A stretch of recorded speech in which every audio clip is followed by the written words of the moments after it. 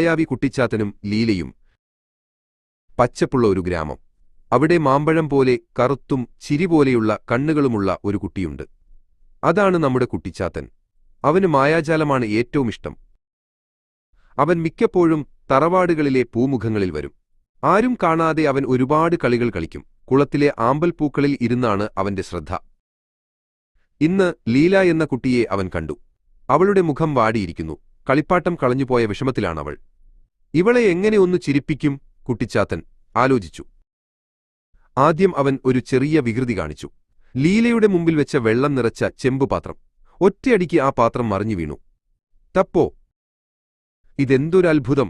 ലീല ആദ്യം ദേഷ്യപ്പെട്ടു, പിന്നെ ചിരിച്ചുപോയി. കാരണം ആ പാത്രത്തിൽ നിന്ന് വെള്ളമൊഴുകിയത് ഒരു വളഞ്ഞ വര പോലെ മുറ്റത്ത് ചിത്രം വരച്ച പോലെയായിരുന്നു.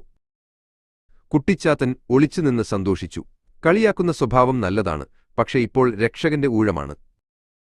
ലീലയുടെ പ്രിയപ്പെട്ട പാവ തുള്ളി കിണറ്റിൻകരയിലെ വലിയ കരിങ്കൽ പലകയുടെ അടിയിൽ വീണുകിടക്കുകയായിരുന്നു. അതെടുക്കാൻ ലീലയ്ക്ക് കഴിയുമായിരുന്നില്ല. കുട്ടിച്ചാത്തൻ മെല്ലെ മായാവടി വീശി. ഹൂം! കല്ല് പതിയെ പതിയെ പൊങ്ങി. ലീല അത്ഭുതത്തോടെ നോക്കി. ലീല വേഗം കൈയിട്ട് തുള്ളിപ്പാവയെ പുറത്തെടുത്തു. പാവയുടെ മുഖം വൃത്തിയായി തുടച്ചു. അവൾ ആകാശത്തേക്ക് നോക്കി. ആരാണാവോ എന്നെ സഹായിച്ചത്? കുട്ടിച്ചാത്തൻ അപ്പോഴേക്കും കാറ്റിൽ ലയിച്ചു മാറിയിരുന്നു. പക്ഷെ എവിടെയൊക്കെയോ അവനൊരു മധുരമായ ചിരി സമ്മാനിച്ചു പോയിരുന്നു. എപ്പോഴും ഒരു ചാത്തൻ കാവൽക്കാരനായി നമ്മുടെ കൂടെയുണ്ടാവും.